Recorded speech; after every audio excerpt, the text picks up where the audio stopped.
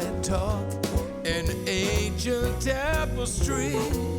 Just look, you'll find your treasure, and joy beyond all measure. When you find your moment of luxury. Well, it's been 3 weeks since we were here, and I can't wait to see what's happened inside the 37th annual Kips Bay Decorator Show House.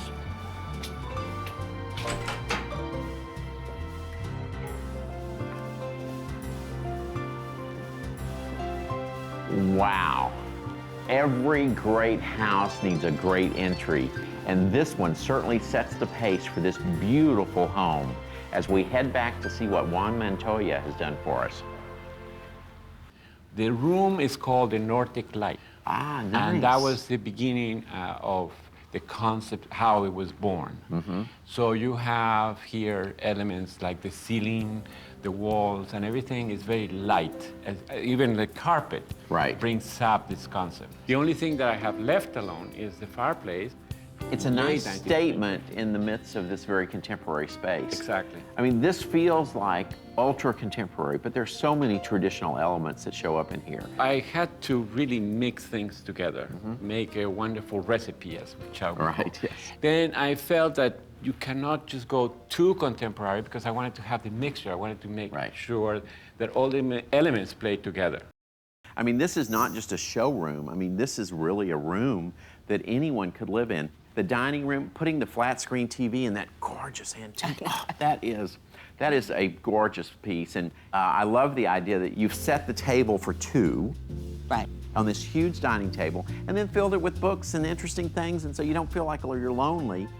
It's like it's got other uses. The average person, I think, sits at the dining room table very few times a year. Yes. So why not have it be a desk or another usage for all the times that you're not having a dinner party? Because we live more casually. Well, and these rooms all look like rooms that you would live in and enjoy, and everything about it is just beautifully put together. You have the bar set up there on a tray. Well, I grew up in Virginia, and somehow the bar was always opened, even at noon. So maybe it was my upbringing. While we've been in this room, we picked up really some great tips. One is the power of paint. Oh my goodness, it's such an inexpensive thing. It's quick, it's easy, it's an afternoon, and be brave. I mean, worst case scenario, you repaint it the next Saturday. And don't forget, use the dining room table. Don't just save it for guests. Set it just for two or create a workspace.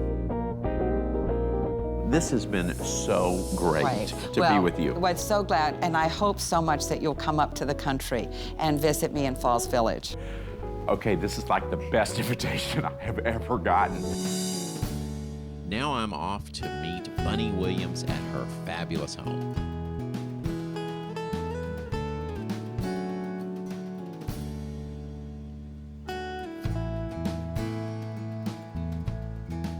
This is like stepping into the pages of a book.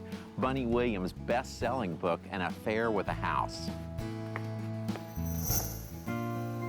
The barn was built in 1860 when the house was done. So we had this great timber frame space to work with.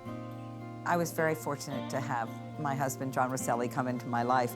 And the barn was a garage. And John loves big things. He loves big furniture, and he loves big rooms. And he was eyeing the garage one day, and I heard him come in, and he said, you know, I think we could do something with that space. And so that began the creation of taking a rather mundane garage and making it into this wonderful room. It's very important to go to a door and look out, because that's where you should begin your gardens. This garden began because we would sit on this screen porch, and that was our view. So all gardens really should start from inside the house.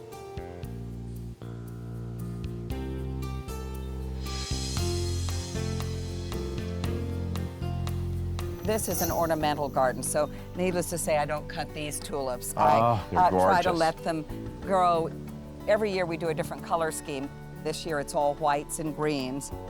All right, it's a little early for me to say that I have a favorite, but this is my favorite. This is so gorgeous. I love a white garden too because at night it's so beautiful. It's like it's iridescent exactly, at night. Oh, exactly. fabulous. This is just beyond.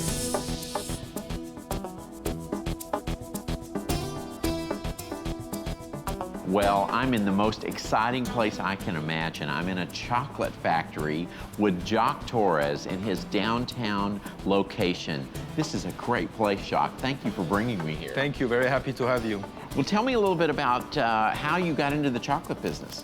I've been a pastry chef for over 25 years now, and chocolate's always been part of my life. Chocolate goes through a long process. The chocolate has to be well refined. That's when we crunch all those beans together. Right. The chocolates have to be crunched. Stirring the chocolates and adding heat and create an oxidation. That's going to remove all the particle of unpleasant flavor into the chocolate, going to make it more round, going to dry it. Yes. And a long crunching chocolate is actually very silky and very good. And then what you do with it, you have to put, I will say, a lot of attention, a lot of craftsmanship, professionalism, but also a lot of love. And that will give good chocolates. Yeah. Well, you evidently put a lot of love in this because it's all delicious. This is the real thing. Everything that we do, you know, is pretty real here. Childhood memories are sometimes hard to conjure. Author, artist, and designer Gloria Vanderbilt has managed to do just that. She has recreated her favorite room as a teenager in the New York Kips Bay Decorator Show House. I decided to try to recreate my teenage bedroom because it was a time that I remember being very happy and on the threshold of wonderful, lovely things happening. You know, it's very romantic and exciting, and it's all connected in my mind with that time, and it was very just sort of amazing. Well, this room lets us know that just being small doesn't mean that you're not special. I'm here with Matthew Smythe in this jewel box of a children's room. Matthew, how did this room come about? What I did, there were several options for each piece, of course. And I would go to Gloria with the pictures, and she would narrow it down. That's not it, this is it.